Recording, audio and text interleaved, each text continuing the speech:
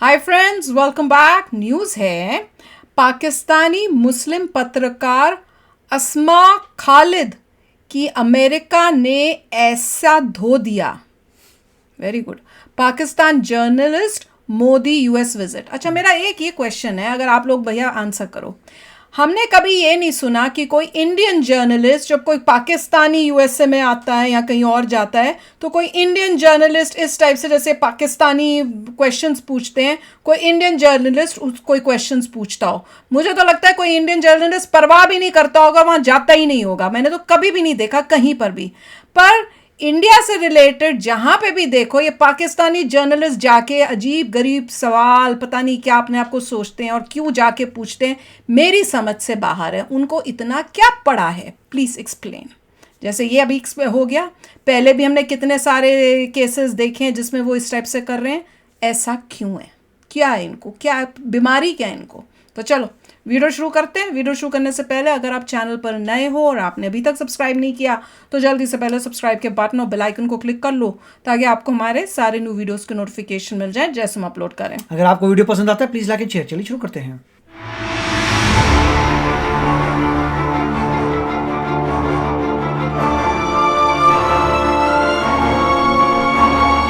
कोई बॉस कहता है, कोई गले मिलने को बेताब है, तो किसी के सीने पर सांप लौट रहे हैं। दरअसल भारत के प्रधानमंत्री मोदी अमेरिका जाने वाले हैं, लेकिन पाकिस्तान अभी से ही फड़फड़ाने लगा है। और फड़फड़ाए भी क्यों ना, क्योंकि ऑस्ट्रेलिया में भारत का जो जलवा दुनिया ने देखा, अब पाकिस्तान को डर है कि कहीं अमेरिका में भी मोदी को लेकर कुछ ऐसे ही रंग देखने को ना मिल जाए। लिहाजा उसने अपनी गिरी हुई प्लानिंग शुरू कर दी है, जिसका सबूत भी सामने आ गया है। और न सिर्फ सबूत सामने आया, बल्कि इस हरकत के लिए अमेरिका की ओर से फटकार भी लगी है। ये फटकार किसे लगी है, कैसे लगी है और किस बात को लेकर लगी है, वो बताएं। लेकिन उससे पहले पूरा माजरा समझिए। दरअसल प्रधानमंत्री नरेंद्र मोदी 22 जून को अमेरिका के दौरे पर जाने वाले हैं, जिसे लेकर माना जा रहा है मोदी के दौरे के बीच अमेरिका कई ऐतिहासिक समझौते कर सकता है। और इसे लेकर ही पाकिस्तानियों के पेट में दर्द शुरू हो गया है। जब व्हाइट हाउस में अमेरिका की ओर से एक प्रेस कॉन्फ्रेंस रखी गई तो इसमें तमाम पत्रकार पहुंचे।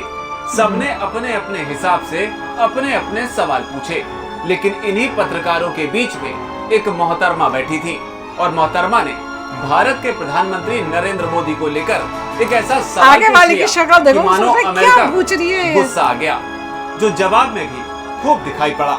दरअसल प्रेस कॉन्फ्रेंस में शामिल पाकिस्तानी मूल के मुस्लिम पत्रकार ने मोदी को लेकर, भारत को लेकर, लोकतंत्र को लेकर सवाल पूछा था।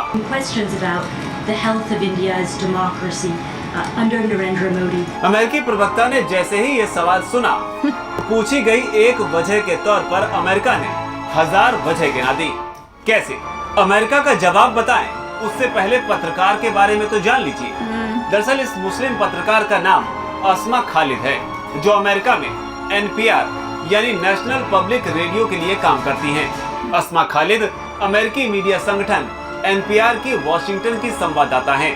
अस्मा का जन्म अमेरिका के इंडियाना राज्य में हुआ। अस्मा के पिता का नाम जफर खालिद और माँ का नाम किशोर खालिद है। अस्मा के माता पिता पाकिस्तानी मूल के हैं। अस्मा इंडियाना के मुस्लिम बाहुल इलाके में पली बढ़ी और इस्लाम की कट्टर समर्थक हैं। अस्मा हमेशा हिजाब में नजर आती हैं। उनका दावा है कि मुसलमान होने की वजह से उन्हें कई बार गालियां भी खानी पड़ी। अस्मा की दिलचस्पी खास तौर पर चुनावी अभियानों को कवर करने में रहती हैं। वो 2014, 2016, 2018 और 2020 के अमेरिकी चुनाव की रिपोर्टिंग भी कर चुकी हैं। लेकिन इसी रिपोर्टिंग के सिलसिले में उनके करियर में एक मौका ये भी आया जहां उन्हें अमेरिका के प्रवक्ता की तरफ से जमकर लताड़ पड़ी। जहां भारत को लेकर पूछे गए सवाल के जवाब में अमेरिका ने ऐसा धोया कि यकीन मानिए जयशंकर भी शायद इतना ना धो पाते।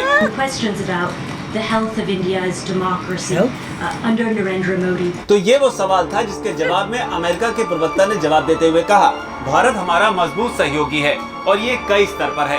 भारत के साथ रक्षा के क्षेत्र में हम कई बड़े कदम उठाने वाले हैं। भारत के साथ अमेरिका के ट्रेड के रिश्ते हैं। इंडो पैसिफिक सुरक्षा के लिहाज से और क्वाड के नजरिए से भी हम अहम सहयोगी दोस्त हैं। ऐसी न जाने कितनी ही वजह हैं जो मैं गिनवा सकता हूँ। और राष्ट्रपति बाइडेन खुद प्रधानमंत्री नरेंद्र मोदी का इंतजार कर रहे हैं। इसके बाद आसमा का दिल नहीं माना तो उन्होंने फिर से अपने सवाल को दोहराते हुए फिर पूछा, लेकिन लोकतंत्र की सेहत? जवाब में अमेरिकी प्रवक्ता ने कहा, भारत का लोकतंत्र शानदार है, जिसे भी देखना हो वो खुद दिल्ली जाकर देख सकता है। अब आप पूरा सवाल और जवाब का सिलसिला खुद सुनिए। Health of India's democracy under Narendra Modi. I wanted you to articulate why have the invitation for the state dinner and therefore follow up to the book. India is a strong partner on very, very many levels with the United States. You saw that in Shangri-La, Secretary Austin announced some additional defense cooperation now that we're going to pursue with India. Of course, there's an awful lot of economic trade between our two countries. India is a member of the Pacific Quad and a key friend and partner with respect to Indo-Pacific security. I could go on and on and on. There's innumerable reasons why India certainly matters, not just bilaterally between the two of our nations, but multilaterally on very many levels. And the president's looking forward very much to having Prime Minister Modi here to talk about all those issues and to advance and deepen that partnership and that friendship. And then the follow is this administration at all concerned about the health of democracy in India? India is a vibrant democracy. Anybody that happens to go to New Delhi can see that for themselves.